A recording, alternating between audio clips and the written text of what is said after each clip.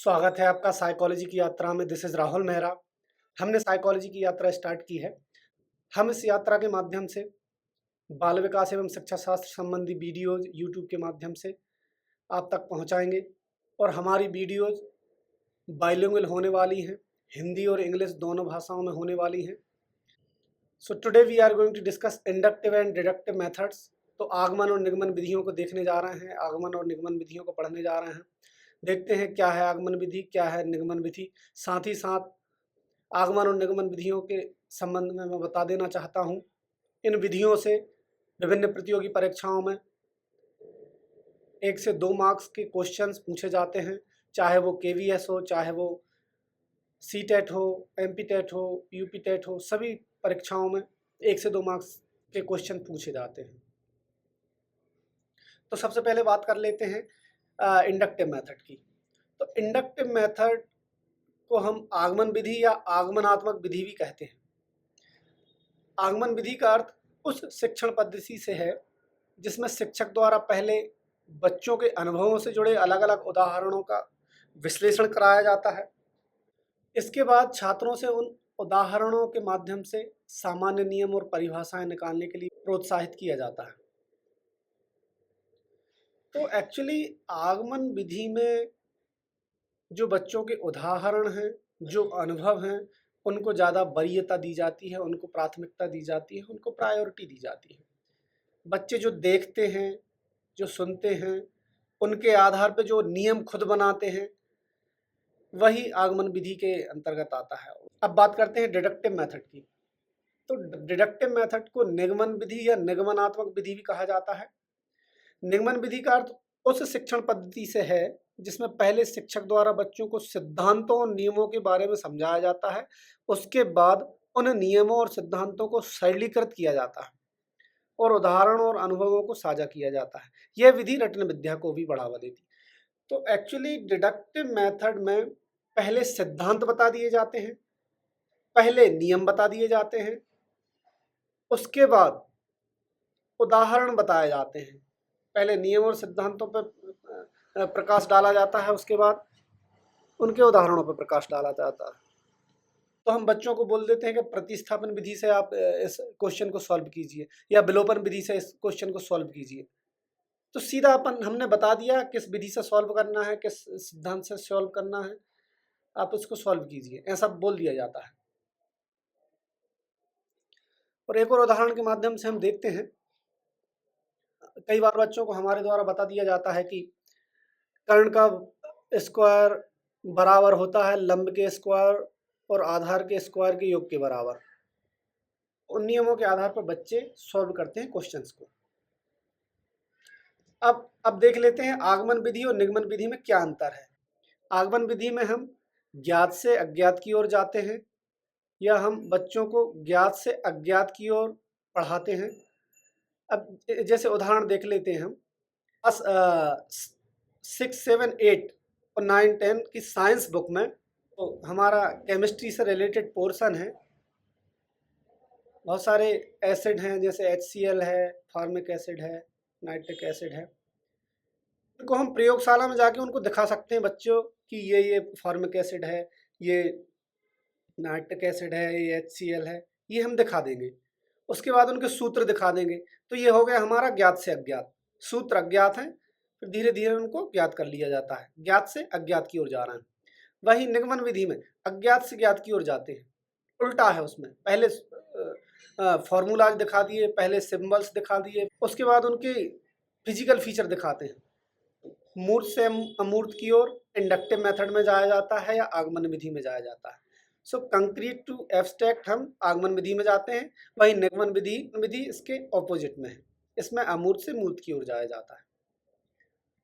अब बात करते हैं नंबर 3, उदाहरण से नियम की ओर। ये आगमन विधि में है, एग्जाम्पल टू रूल।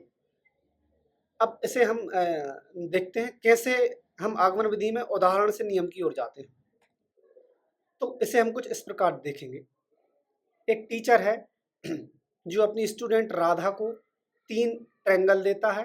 नंबर 1 देख सकते हैं येलो कलर में, एक रेड कलर में देख सकते हैं 2, नंबर 3 ट्रायंगल आप देख सकते हैं 3rd। तो 3 त्रिभुज दिए, राधा स्टूडेंट है। राधा को टीचर द्वारा बोला गया कि बेटा आप जाओ और एक एक ट्रायंगल के इंटरनल एंगल्स का योग कितना है वो बताओ। तो राधा गई, आंतरिक कोणों का योग इसने 1 बाई 1 नापा, नापने के बाद योग किया, जोड़ा, तो नंबर 1 ट्रायंगल के इंटरनल एंगल्स का योग 180 डिग्री आ गया। उसी प्रकार नंबर 2 जो रेड कलर का ट्रायंगल है, तीनों इंटरनल एंगल्स का योग 180 डिग्री आया। ऐसे ही इसने तीसरे ट्रायंगल के साथ किया, उसका भी योग 180 डिग्री आया। तो राधा ने कहा सर आप हमें कहीं का भी त्रिभुज दे दीजिए, उसके आंतरिक कोणों का योग हमेशा 180 डिग्री होगा। तो बच्चे ने खुद नियम बनाया। किससे बनाया? उदाहरण के अनुसार नियम बनाया। 3 उदाहरण देखे, 3 ट्रायंगल देखे, उनके आधार पे उसने ये कॉन्सेप्ट बना लिया, ये नियम बना लिया, ये रूल बना लिया कि कोई भी त्रिभुज हो उसके आंतरिक कोणों का योग हमेशा 180 डिग्री होता है। तो इसमें उदाहरण से नियम की ओर जाते हैं। उदाहरण थे, उदाहरण से उसने नियम बना लिया, ये आगमन विधि की बात हो गई। वहीं निगमन विधि में टोटली उल्टा है, इसका टोटली ऑपोजिट है। इसमें पहले नियम बता देते हैं, टीचर बता देगा कि त्रिभुज के तीनों कोणों का योग 180 डिग्री होता है, आप उसके हिसाब से क्वेश्चन को सॉल्व कीजिए। तो ये निगमन विधि का है। चलो देखते हैं अगला।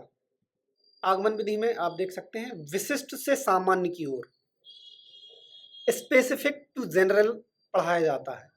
तो जो एग्जाम्पल थे हमारे regarding internal angles of a triangle, वही निगमन विधि में उल्टा है। इसमें सामान्य की से विशिष्ट की ओर जाते हैं, जनरल टू स्पेसिफिक जाते हैं हम निगमन विधि में। अब बात करते हैं नंबर 5। आगमन विधि मोस्टली प्राइमरी क्लासेस में ज़्यादा पढ़ाई जाती है, क्योंकि इस विधि में बच्चे छोटे रहते हैं, तो बच्चों को लर्निंग बाय डूइंग से ज़्यादा पढ़ाया जाए ताकि उनकी परमानेंट मेमोरी में ये बातें आ जाएं। वहीं निगमन विधि में क्योंकि बच्चे पहले से ही पढ़ चुके हैं, मेजरमेंट कर चुके हैं, सब जान चुके हैं, तो उनको डायरेक्ट रूल्स के हिसाब से हम पढ़ा सकते हैं। तो ये निगमन विधि की बात हुई। आगमन का आपने देख ही लिया। अब बात करते हैं नंबर 6। इसमें अधिक समय लगता है, आगमन विधि में अधिक समय लगता है। अधिक समय आपने देख ही लिया होगा, राधा नाम की लड़की ने ट्रायंगल को 1 बाई 1 नापा तो उसमें समय लगा, तो इसमें अधिक समय लगता है आगमन विधि में। निगमन विधि में कम समय लगता है। हाँ, ये देखा आपने ना, त्रिभुज के तीनों कोणों का योग 180 डिग्री होता है।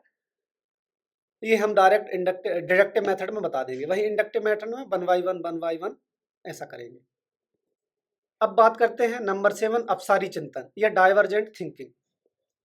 तो आगमन विधि में डाइवर्जेंट थिंकिंग की जाती है, वही निगमन विधि में कन्वर्जेंट थिंकिंग की जाती है। देखते हैं डाइवर्जेंट थिंकिंग और कन्वर्जेंट थिंकिंग क्या है। डाइवर्जेंट थिंकिंग के लिए आप ग्रीन कलर का एक स्केच बनाया मैंने, उसे देख सकते हैं। तो इसमें बच्चे अलग अलग दिशाओं में सोचते हैं, कोई भी एक फैक्ट है उसको अलग अलग पॉइंट ऑफ व्यू से देखा जाता है। वहीं कन्वर्जेंट थिंकिंग में एक फैक्ट की ओर जाते हैं, एक फैक्ट को ज्ञात करते हैं हम अलग अलग तरीके से, जैसे भी सोच सकें। एक इसमें हम सेंटर की ओर जाते हैं कन्वर्जेंट थिंकिंग में। अब बात करते हैं नंबर 8, बॉटम अप अप्रोच। ये आगमन विधि के अंतर्गत है। बॉटम अप्रोच मीन्स फाउंडेशन से ऊपर जा रहे हैं हम, ऊपर की ओर जा रहे हैं और ऊपर की ओर पढ़ रहे हैं। वहीं निगमन विधि इसका उल्टा है, टॉप डाउन अप्रोच। अब हम बात करते हैं प्रश्नों की। तो देखते हैं पहला क्वेश्चन। छात्रों को कोणों के उदाहरण मिलेंगे, उसके बाद वे परिभाषा सीखेंगे और कोणों के उदाहरण ढूंढेंगे। किस विधि का उपयोग किया जा रहा? तो क्वेश्चन है, छात्रों को कोणों के उदाहरण मिलेंगे, उसके बाद वे परिभाषा सीखेंगे। पहले उदाहरण मिल रहे हैं, आप बता सकते हैं कौन सा हो सकता है। ऑप्शन ए खोज विधि, ऑप्शन बी आगमनात्मक विधि, ऑप्शन सी रचनावादी विधि, ऑप्शन डी निगमनात्मक विधि। तो पहले उदाहरण है, उसके बाद परिभाषा, ऐसा कह रहे हैं क्वेश्चन में। कौन सा करेक्ट ऑप्शन है? तो ये सीधा हम आगमनात्मक विधि बोल सकते हैं, इसका करेक्ट आंसर है। इंग्लिश में भी देख सकते हैं, students will get examples of angles, after that they will learn the definition and find the examples of angles, which method is followed by this example. So students get examples of angles.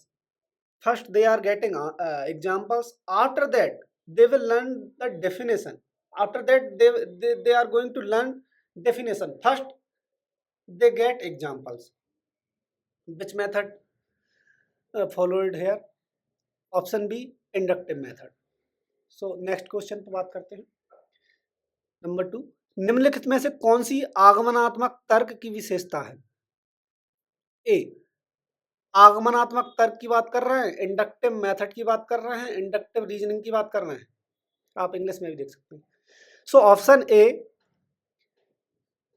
इसमें विशिष्ट अवलोकनों से सामान्यीकरण किया जाता है. Option B, सामान्य सिद्धांतों से विशिष्ट निष्कर्ष निकालना. सी, इसमें निर्णय लेने के लिए भावनाओं का उपयोग किया जाता है. ऑप्शन डी, इसमें उस डेटा को अनदेखा करना शामिल है जिसमें सिद्धांत का खंडन किया जाता है. तो चारों ऑप्शन में option A will be the correct answer. अगर आपको ये वीडियो अच्छा लगा हो तो आप फॉलो कर सकते हैं, सब्सक्राइब कर सकते हैं, लाइक कर सकते हैं, शेयर कर सकते हैं. Thanks for watching.